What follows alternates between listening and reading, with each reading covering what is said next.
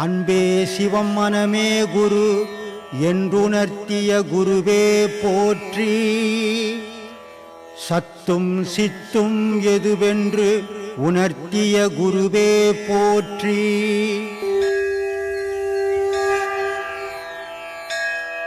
மனிதனா இருந்தா சந்தேகம் இல்லைன்னா மனுஷனே கிடையாது. மனுஷனுக்கு சந்தேகப்பா, ஆடு மாடு மற்ற ஜீவராசிகளுக்கு பத்தியா அதுங்களுக்கு எதுவுமே சந்தேகமே வர்றது கிடையாது. அந்த சந்தேகம் வராதால அதுங்க நிம்மதியாக படுத்துக்குது, நிம்மதியாக தூங்கிட்டு, நிம்மதியாக எழுதுக்குது. ஆனால் இந்த பாழா போன மனிதங்கிறானே ஒவ்வொரு வினாடியும் இவன் மனசுக்குள்ள சந்தேகம் வந்துக்கினே இருக்கும். சந்தேகம் வர வரைக்கும் இவன் நிம்மதி இழந்துக்கினே இருப்பான். அதனால தான் பல வீடியோக்களில் நான் சொல்லியிருப்பேன், எந்த வித சந்தேகமோ நல்லதோ கெட்டதோ என்கிட்ட கேளுங்க, நான் சொல்கிறேன், மனசுக்குள்ளே சந்தேகத்தை வச்சுக்காதீங்க, அதை தூக்கி வெளியே போடுங்கன்னு சொல்லியிருக்கிறேன். இப்போ உனக்கு ஒரு சந்தேகம் வந்துக்குது, கேள் சாமி, எனக்கு தெரிஞ்சா சொல்கிறேன் சாமி. நினைவுன்ற ஒன்று இல்லைன்னா இந்த உலகம் இயங்குமா? உலகம் இயங்கும், நீ இயங்க மாட்ட. உலகம் இயங்கும் சாமி. உனக்கு நினைவு இல்லைன்னா நீ இருக்க மாட்ட. நினைவு தான் உயிர், உயிர் தான் நினைவு. அந்த நினைவுன்னு உனக்கு ஒன்று இல்லைன்னு சொன்னால் உயிர்னு ஒன்று இருக்காது உடல்ல. ஆனால் நீ தான் இருக்க மாட்ட, உலகத்துக்கு தானே இருக்கான். உலகத்துக்கு நினைவு இருக்குதா, உனக்கு நினைவு இருக்குதா? உனக்கு நினைவு இல்லைன்னா நீ போயிடுவ, உலகம் இருந்துக்குன்னே இருக்க சாமி. இயக்கத்துக்கு காரணம் நினைவு தானே சாமி? உனக்கு உன் இயக்கத்துக்கு காரணம் உன் நினைவு, உலக இயக்கத்துக்கு நினைவு நினைவு இல்லை. அது எப்படி? உனக்கு நினைவு இல்லைன்னா உலகம் அழிஞ்சிருமா?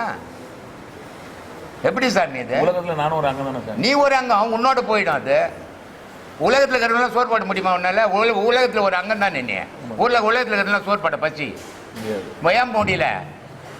அப்போ நீ தான் உலகம், உலகம்தான். அதனால உலகமும் நீ ஒன்றும் நினச்சிக்காத.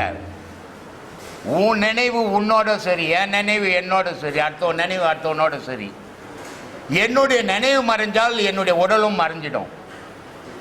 உலகம் மறையாது, உலகம் இருந்துக்கினே இருக்கும் எப்பவுமே. எத்தனையோ மகான்கள் வந்தான், எத்தனையோ அரசர்கள் வந்தான், எத்தனையோ மன்னர்கள் வந்தான், எத்தனையோ புலவர்கள் வந்தான். அவன் நினைவு போனவொன்னே அவன் போயிட்டான். ஆனால் உலகம் இருந்துக்குன்னு தானே இருக்குது. அது மாதிரி உன் நினைவு போனா நீ தான் உலகம் இருக்கும். ஆத்மான சமயம் எல்லாரும் மனம் மனம் மனம் எல்லாமே மனத்தை தான் பேசுகிறோம். அந்த மனத்தை எது தான் செயல்படுத்துது? எல்லா காரணத்துக்குமே மனம்தான் முக்கியம். அந்த எல்லாமே மனம்தான் முக்கியம். அந்த மனத்தை எது தான் செயல்படுத்துது? அதை அதை செயல்படுத்த கண்டுபிடிச்சி அதை அடக்க வழி என்ன? செயல்படுத்துது எப்படின்னு கேட்குறீங்க? ஆமாம், எப்படின்னு தெரிஞ்சதுன்னா அதை அடக்கி ஒடுக்கி உட்கார வச்சலாமேன்னு பார்க்குறீங்க. எல்லா விஷயத்துக்குமே மனம்தான். சின்ன ஒரு பொருள் இந்த மைக்கிறதுனால ஒரு மனம்தான். எல்லா விஷயத்துக்கும் மனம்தான் சாமி. மனம் இல்லாமல் எதுவுமே இல்லை. அந்த மனத்தை செயல்படுத்துறது எது?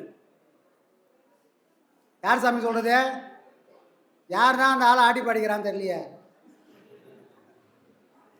பாழா போனவன் உருவம் இருந்தால் கூட கூப்பிட்டாச்சு உதைக்கலாம், உருவமும் கொடுக்கல. ஆனால் பண்ணுறதெல்லாம் சில்மிசம். திருடன் ஒளிஞ்சின்னு விளாட்ற மாதிரி அவனும் ஒளிஞ்சின்னு விளாட்றான். ஆனால் உதப்படுறதுனவோ நான் உதப்படுறேன். அவர் அதான் கேட்க வர்றாரு, யார் தான் அவனை இது பண்ணுறது, யார்கிட்ட அந்த ரிமோட் இருக்குது அப்படின்னு கேட்குறாரு. அதுக்கு சக்தி எதுக்கு கொடுத்தனே இருக்குது. அடுத்த செகண்ட் சக்தி கொடுத்தனே இருக்குன்னா எதை வச்சு அவ்வளோ ஸ்பீடாக செயல்படுது அந்த மனம்?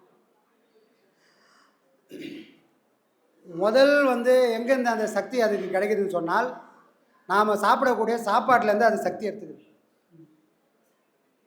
நாம் மசாலா பொருள் நிறைய நல்லா வெட்டு குத்துன்னு போய் சாப்பிட்டு இருந்தோம்னா அந்த முரட்டுத்தனத்தை எல்லாத்தையும் யார் எடுத்துக்குது? நாம் சாப்பிட்றது உடம்பு தான் சாப்பிடுது, வாய் சாப்பிடுது, வயிறு பிடிச்சது, எல்லாம் முடிச்சது. ஆனால் சாமிக்கு போய் படையல் போடுறோம்.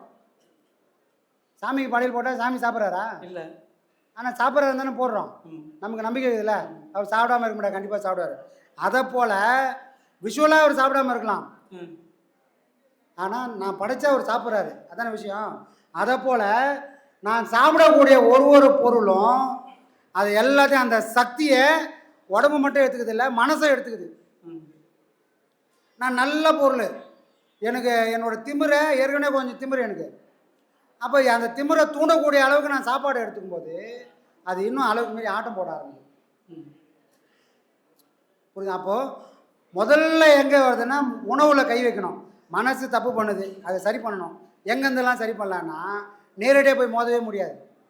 அது எங்கேருந்து கை வைக்கலாம்? முதல்ல சாப்பாட்டுலேருந்து கை வைக்கணும்.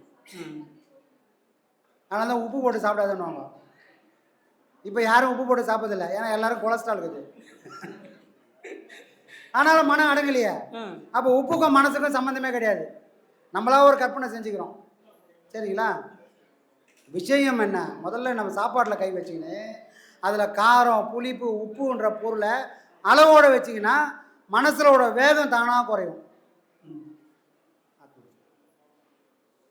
அதுக்கு அடுத்து அதை எப்படி பண்ணலான்னா, மனம்ன்றது ஒரு பூதம். அதை நீ சும்மா போட்டோன்னா அது உன்னை கெடுக்கும். நீ எந்த அளவுக்கு அதை வேலை வாங்குறியோ அந்த வேலைக்கு ஏற்ற மாதிரி அது காலத்துக்கு அடிமையாகவே இருக்கும். நீ வேலை கொடுக்கலன்னா அது முதலாளியாகும், அதுக்கு நீ வேலை செய்ய ஆரம்பிச்சிடுவ. அப்போ நான் என்ன பண்ணணும்? இப்போ முதல் பாடம் பண்ணுறோம், சும்மா பண்ணுறோமா? இல்லை, நாம் தான் பயிற்சி பண்ணணும், நாம் தான் கவனிக்கணும், அது கூட நாம் தான் இன்னொரு விஷயத்தையும் சொல்லணும். யார் இதெல்லாம் பண்ண போகிறது? ஒரே மனம் 3 வேலை செய்யுது. இந்த வேலையில் ஒன்று குறைஞ்சால் கூட அது பழையபடி ஊர் பொறுக்க போயிடும். இந்த 3த்தையும் ஒரு மனம் தொடர்ந்து செஞ்சால் அந்த மனம் மூச்சோடு உறவாடும். அப்போது நமக்கு புத்தி இருக்குது, அறிவு இருக்குது, ஞானம் இருக்குதுன்னா, மனசு மேலே கொஞ்சம் அக்கறை இருக்குதுன்னா நான் மனசை சும்மா உட்காரக்கூடாது. ஒரு கார் வாங்கிட்டேன், நீ ஓட்டிக்கினே இருந்தால் அந்த கார் எப்பவுமே நல்லாயிருக்கும். சும்மா போட்டு வச்சுருந்தா பாழடைஞ்சு போயிடும். அதை போல் சும்மா உட்காந்துக்கிற மனம் யாருமே கெடாமல் அது தானாகவே கெடும். ஓட தண்ணி இருக்குது, ஓடினே தண்ணி, எவ்வளோ தண்ணி இருந்தாலும் எவ்வளோ காலம் ஆனாலும் அந்த தண்ணி சுத்தமாகவே இருக்கும். காரணம் என்ன? அங்கே ஓட்டம்ன்றது நடந்துனே இருக்குது. புரியுதுங்களா? இதே ஒரு குளத்துல தண்ணீர் வந்து ரொம்பி போச்சு, இப்போ அது வெளியும் போல உள்ளும் தண்ணி வரல, அந்த தண்ணி கெட்டு போகுமா? நல்லா இருக்குமா? கெட்டதான். தேங்கி நிற்கிற எல்லா மனமும் இந்த கொட்டைக்கு சமம். நீ ஏன் கொட்டையா மாத்துற? அதை ஒரு ஆறு மாதிரி மாற்று. எப்பவுமே அது பரிசுத்தமாக இருக்கும், கெட்டே போகாது. உன்னையும் வாழ வைக்கும், இந்த உலகத்தையும் வாழ வைக்கும்.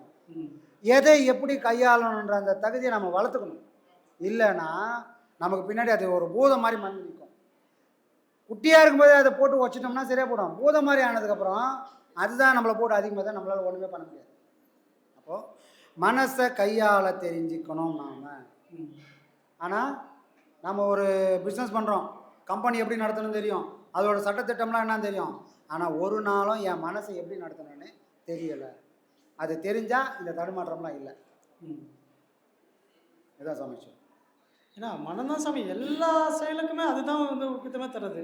நம்மளை நல்லா வாழ வைக்கிறதும் அதுதான், நம்மளை அடைச்சி வைக்கிறதும் அதுதான், எல்லா செயலுமே அதுதான் பயன்படுத்துது.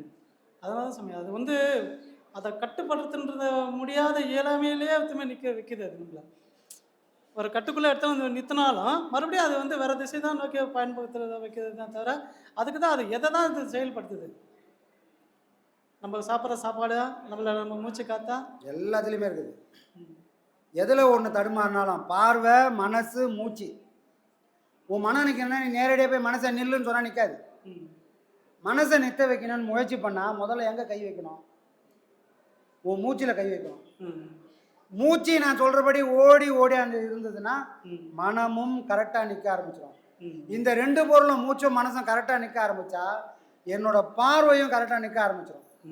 அதில் சஞ்சலமோ சலனமோ எதுவும் வராது. ஆனால் பார்வையில் சலனம் இருந்தால் மனசில் சஞ்சலம் வரும்.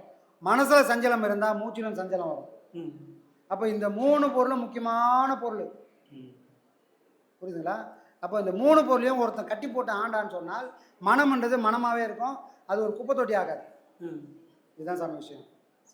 அதுக்கு தான் ஐயா மாதிரி ஒருத்தவர்கள்லாம் வந்து மனசை உனக்குள்ளே வச்சுக்கோ, அதை வெளியே விட்டுடாத, வெளியே விட்டுடான்னு சொன்னது காரணம்னா, ஒரு வாட்டி விட்டுட்டோம்னு சொன்னால் அந்த சுவையை அது உணர்ந்துச்சு சொன்னால் திரும்பி கட்டுறது கஷ்டம். 5 வயசாக இருக்கும்போதே வளைச்சிரு, அதுக்கப்புறமா அதை நீ வளைக்கணும்னு நினச்சினா வளையாது, உடஞ்சிரும். அப்புறம் 50-60 வயசுலாம் வந்துக்கிறாங்களே சாமி, அவங்களாம் நல்லா இருக்கிறாங்களே சாமின்னு கேள்வி கேட்கக்கூடாது. இல்லை இல்லை சாமி, புரியுதா? அதுவும் வளையும், 50 வயசுல வளையும். எப்போ வளையும்? உடையக்கூடிய ஒரு பொருளை கூட சூடு பண்ணால் வளையும், உடையாது. ஆனால் நீ சூடு பண்ணாமல் வளைக்கணும் முயற்சி பண்ணால் உடஞ்சிடும். அதை போல் வயசானால் கூட இந்த பாடத்தை ஒழுங்காக பண்ணி அதில் வரக்கூடிய சூடு நீ 50 வயசானாலும் உன்னை வளைச்சிடும். முயற்சியை கைவிடாத போகணும். சரியா? சரி சார், அவ்வளோதான். அடுத்த கேள்வி சாமி. அடுத்த கேள்வி, நம்ம கூட நிறைய பொருள் உருவாடுது. ஆடு மாடு கோழி எல்லாமே உருவாடுது. அது இறந்தால் மட்டும் நம்ம கூடயே வச்சு பக்கத்துலேயே வச்சு வீட்டுக்குள்ளேயே வச்சு பக்கத்துலேயே இருந்தால் இடம் வச்சு படிச்சிடலாம். ஆனால் நம்ம இறந்தால் மட்டும் வீட்டுக்கு வெளியெல்லாம் வெளியில் தூய்மை ஓரமாக எதுவுமே வச்சு வச்சிடறாங்க. அது எதற்கா சாமி? எந்த மாடாவது செத்து போய் பேயா வந்துக்குதா? எந்த நாயாவது செத்து போய் பேயா வந்துக்குதா? எதுவுமே மனுஷன் செத்தா பேயா வரானு சாமி. மனுஷன் தானே வந்துக்கிறான். மனுஷன் அதனால தான் அவனை ஊருக்கு வெளியே எடுத்து வச்சிட்டான். அதனால தான் சாவு கூட பாரு எப்படி போகுது பாரு. போகும்போதெல்லாம் பொறி போட்டுனே போவான். ஏன் பொறி போடுற? போகிறவர் சாப்பிட போகிறாரு இல்லை, இவங்கெல்லாம் போய் பொச்சிட்டு வந்துடுவாங்க. அப்புறமா ஒரு ஆவியாக வருவார். எதை கொண்டு வருவார்? ரூட்டு மறந்துடுவார். அப்போ அந்த பொரியெல்லாம் இருந்தது பாரு, அந்த பொரியை சாப்பிட்டுக்கினே வருவார். ஒரு சாப்பிட்டு ஊட்டாண்ட வரத்துக்குள்ளே போய் வந்துடும். திரும்ப சுடுகாட்டுக்கு போய் நின்றுவார். எல்லாம் எவ்வளோ பேர் ஏமாத்து வேலை பற்றி. அதுதான் சாமி, எல்லாமே வந்து எல்லா ஜீவராசி எல்லாத்தையும் நம்ம கூட வச்சுக்கிறோம். ஆனால் நம்ம இவ்வளோ கஷ்டப்பட்டு ஊட்டி வளர்ந்த இந்த உடம்ப ஒரு நாள் கூட வச்சுக்கிறதில்ல. அதான் அடுத்த செகண்ட் பார்த்தா ஊருக்கு வெளியே தூக்கி ஓடிடுறோம். ஏன் அந்த ஒரு மனப்பான்மை? இறைவன் அதுக்கு அப்படியே ஒரு படிச்சிருக்கான் நம்மள. ஊருக்கு வெளியே பிழைக்கத்தானே இந்த வாழ்க்கை. நீ கோடீஸ்வரனாக இருந்தாலும் உன்னை சுடுகாட்டில் தான் புதைக்க போகிறான்ற ஒரு சூழ்நிலை எல்லாருக்கும் தெரியும்ல. ஆமாம், எல்லாருக்கும் தெரியுமா தெரியாதா? எல்லாருக்கும் தெரிஞ்ச ஒரு விஷயத்தில் இவ்வளோ ஆணவம் ஆவம் வரலாமா?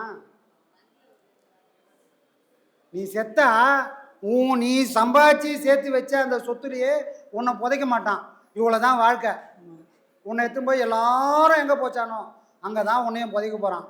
ஆண்டிக்கும் ஒரே இடம் தான், அரசனுக்கும் ஒரே இடம் தான், எல்லாருக்கும் ஒரே இடம் தான். இவ்வளோ நிதர்சனமாக இந்த உலகம் காட்டுதே. மனுஷன் ஆணவத்தில் ஆடாமல் இருக்கிறாங்களா? இல்லையே. ஏன் ஆணவத்தில் ஆடுறான்? என்ன பண்ணாலும் புரியல. இன்னும் இவனை வீட்லேயே போச்சா என்ன ஆயிருப்பான்? வீட்டில் போச்சுருந்தா என்ன ஆயிருக்கும் சாமி? தெரியல சாமி, அதான் சாமி கேட்டேன். ஏன்னா எல்லா சாமி இது தத்துவம் சாமி. இது நீ வாழ்ந்த வாழ்க்கை எவ்வளோ நல்லவனாக இருந்தாலும் மோசமாக இருந்தாலும் உனக்கு சுடுகாடு தான்டா கடைசியான வாழ்க்கை. நீ சம்பாதிச்சு எதையுமே கொண்டு போக முடியாது. இதுதான் நிதர்சனமான உண்மை அப்படின்றது காட்டுறதுக்காக தான் நீ எவ்வளோ பெரிய கோடி சொன்னாலும் ஊருக்கு வெளியே தான் புதைக்கிறான். இந்த உண்மையை நீ புரிஞ்சுக்கணும், வாழ்க்கையை நடத்து அப்படின்ற உண்மையை புரியறதுக்காக தான். மனுஷனுக்கு தான் புரியாத. அது புரியுதுங்க. அது யார் தப்பு? நம்மளுடைய தப்பு தான். அவ்வளோதான், அவ்வளோதான் சாமி. புரிஞ்சுக்கினா போச்சுக்கலாம். புரியலன்னு சொன்னால் நான் அவசப்பட வேண்டியது தான். ஒன்றும் தான் முடியும். எல்லாருமே ஊருக்கு வெளியே போய் செத்து போட்டாங்க. இல்லை சாமி, அதுதான். யாரோ ஒரு சிலர் கலைஞர் விளக்க மாதிரி ஊருக்குள்ளேயே இருக்கிறாங்களா? அவங்களுக்கு மட்டும் அந்த வாழ்க்கை எப்படி வந்தது? அந்த குடும்பம் எப்படி வந்தது? இழக்க தயாராக இருக்கணும். எதை இழக்க தயாராக போகிறா? திரும்பி ஐயா கிட்ட தான் வரணும். அது எல்லாத்துக்கும் ஐயா தான் வரணும். எதுவுமே எனக்கு வேணாம்ப்பா அப்படின்னு ஒருத்தர் நின்னா அவங்க ஊருக்கு வெளியே போக மாட்டாங்க, ஊருக்குள்ளேயே இருப்பாங்க. ஊருக்கு வெளியே ராஜாவாக வெளில போயிட்டு வர்றாரு. ஆமாம், சரியா? அந்த வாழ்க்கையை வாழறதுக்கு நம்ம பாடுபடணும். அது சும்மா கிடைச்சிடாது. போராடுவோம், பாடுபடுவோம். சரி சார், நல்ல சார். ஆத்மானுக்கு சாமி. ஆத்மாங்க சார்.